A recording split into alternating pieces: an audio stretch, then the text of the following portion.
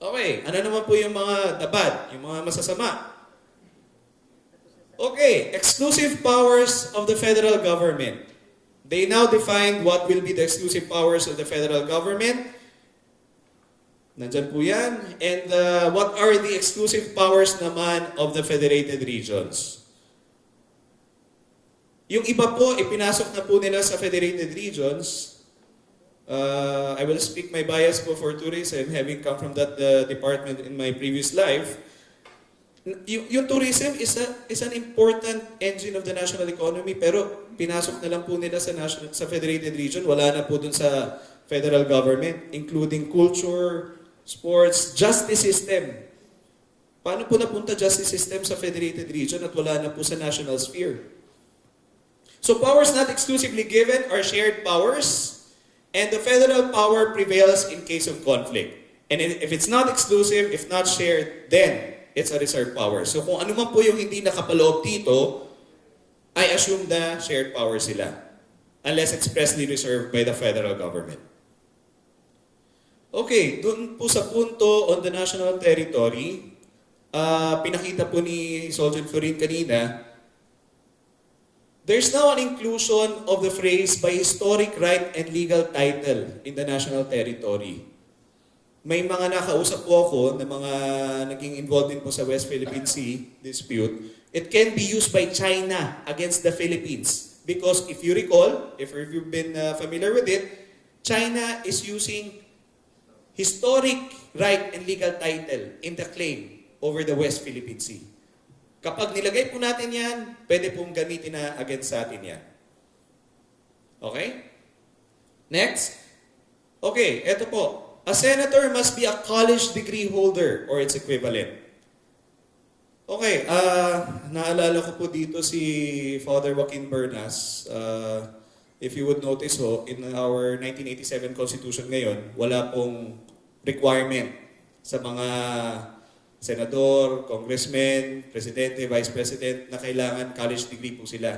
Ang minimum requirement lang po ay must be able to read and write. Because during the debates of the 1987 Constitution, may mga gusto na pong mag-require na kailangan college graduate po yung ating mga leaders. Now, it was struck down because it was tantamount to imposing a property requirement. Kasi paano naman po yung mga kapatid natin, mga kasama natin na wala pong kakayahan makapagtapos? Wala na po silang pagkakataon para manilbihan at mamuno sa ating bayan. That's why it's tantamount to imposing a property requirement and equally competent persons would not be able to be given a chance. So it effectively deprives equal opportunity. Next, please. So for the senators, they can continue in office until successor has been elected, proclaimed, and qualified. So just a note po dito, yung mga senador po kasi ngayon, they will now be elected per federated regions. And there will be 2 senators per federated region. Now, under the proposed federal constitution, hanggat hindi na-elect ang kanilang successor, they can continue in office. And this provision is not present doon sa mga kongresista po natin.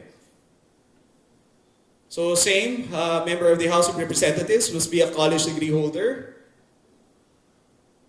Next please. Okay, magkakaroon po ng mga federated regional assemblies, which in effect would be the local legislature. They may enact laws which provide compensation, standards, qualifications, and policies for public officials and employees under their respective jurisdiction, higher than the minimum standards set out by the Federal Congress. Ngayon po, this is a bit tricky. Dahil po, the federated regional assemblies can prescribe their own civil service standards, including compensation and qualification. We can now have a situation na iba-iba ho ang standards ng paninilbihan ngayon sa gobyerno. Iba ho sa Region 1, iba sa Region 3, iba sa Region 6. Mawawala po yung uniformity that has been imposed by our current Civil Service Commission. The regional governor in the federated region shall appoint members of the Regional Service Commission with the consent of the Regional Assembly. Ngayon, ang mag-a-appoint na po ng members of the Regional Service Commission, yung regional governor, naku, mapopoliticize po tayo dyan. Council of Regional Governors and its powers and functions, magkakaroon po ng mga kapangyarihan yung ating mga regional governors and magkakaroon po sila ng sarili nilang council. Okay, on the national economy and patrimony. Ito po, medyo tricky. In general, capital requirements for nationalized industries under the 1987 Constitution is now qualified by voting. Ito po, mga abogado, kailangan pa pong masusing pag-aralin ito. Pero this is a very dangerous tool na pwede pong pasukan ng mga foreign investors ngayon. So, in addition, Congress can change these constitutional requirements for the following. 1. Lease of alienable lands in the public domain by citizens and private corporations. Ang requirements po dito, corporation 60% Filipino, 1,000 hectares, 25 years, renewable for another 25 years. And for the citizens, lease of not more than 500 hectares or acquire more than 12 hectares. Now, because of the proposed federal constitution, pwede na pong palitan o baguhin itong requirements na to. Same for the 60% voting capital of Filipino entities undertaking exploration, development, and utilization of natural resources. Next. Transfer of private lands to qualified persons, which may include foreign individuals or entities. Okay. Transfer of private lands to qualified persons. Sa ngayon po, ang pwede lamang is by hereditary succession. And it's limited to Filipino citizens. Now, because of this, the Federal Congress can now by law allow foreigners to own private lands because of this. And also 70% voting capital of Filipino entities engaged in advertising industry. Next.